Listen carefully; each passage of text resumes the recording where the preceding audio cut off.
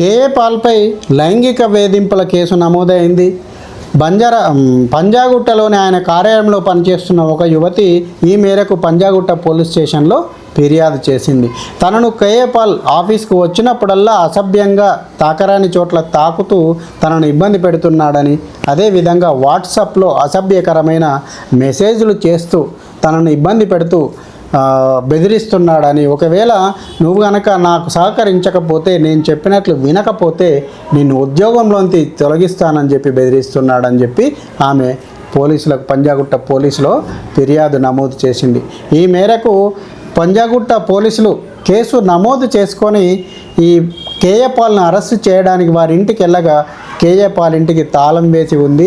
ఆయన పారిపోయినట్లుగా, ఫోన్ కూడా స్విచ్ ఆఫ్గా ఉండి ఆయన పారిపోయినట్లుగా, కేసు నుండి తప్పించుకునేందుకు గాను పారిపోయినట్లుగా పోలీసులు ఒక ప్రకటనలో తెలపడం జరిగింది.